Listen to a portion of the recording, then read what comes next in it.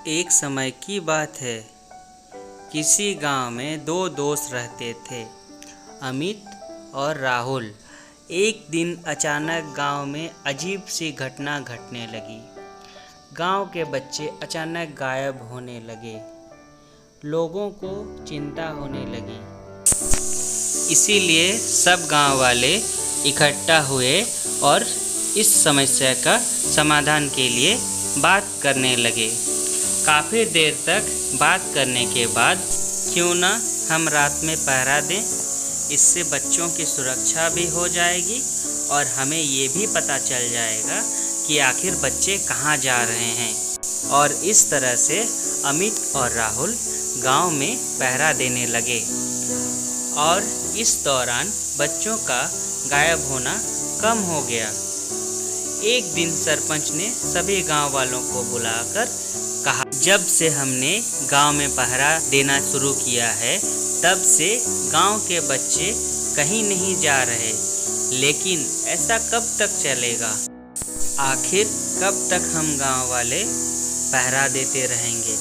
इस समस्या का समाधान जड़ से निकालकर फेंकना होगा।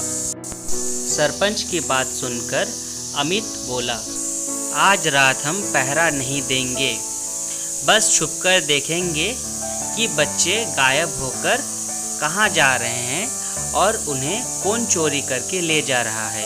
उसी रात को राहुल और अमित घर के बाहर इंतजार करने लगे। जैसे ही रात हुई, अमित ने देखा एक बच्चा घर से निकलकर बाहर की ओर जा रहा था। तभी राहुल और अमित उस बच्चे का पीछा करने लगे। थोड़ी दूर जाने के बाद राहुल और अमित ने देखा वो बच्चा किसी को बोल रहा था, मैं आ रहा हूँ, मैं आ रहा हूँ, मेरा इंतज़ार करना।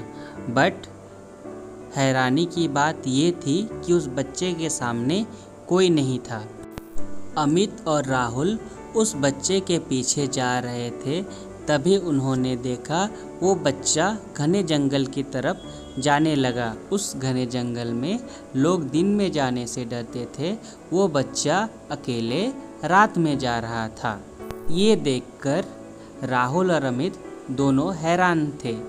थोड़ी दूर जाने के बाद उन्होंने देखा कि बच्चा वहाँ से गायब हो चुका था, जिसे देखकर वो दोनों हैरान हुए और जंगल की ओर चले गए।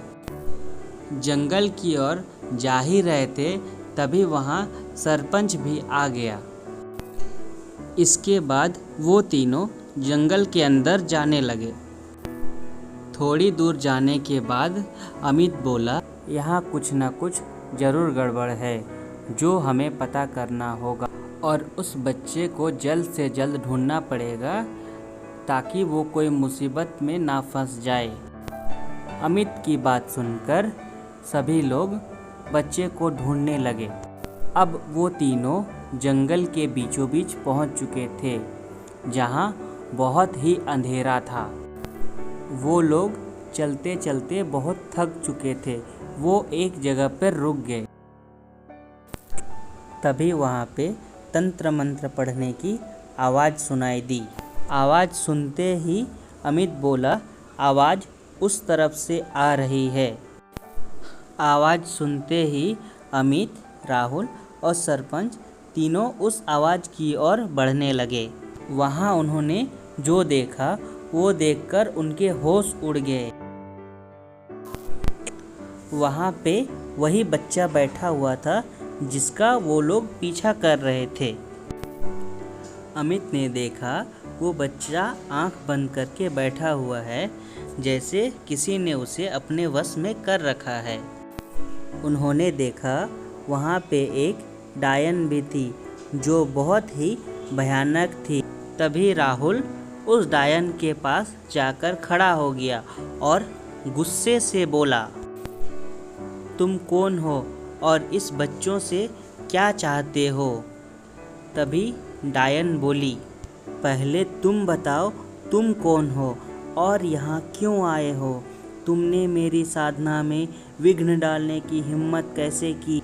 मैं इन बच्चों की बलि चढ़ाकर काली शक्तियों और इस दुनिया पर राज करूंगी। ये सुनकर गांव का सरपंच धीरे से कहा, अमित, मुझे एक बात समझ नहीं आ रही है, ये बच्चों से क्या चाहता है। इतना सुनते ही अमित और राहुल दोनों कोई चुड़ैल के साथ लड़ना चालू कर देते हैं। थोड़ी ही देर में चुड़ैल वहाँ से भाग जाती है। फिर अमित और राहुल और सरपंच जी तीनों कोई उन बच्चों को लेके गांव चले जाते हैं।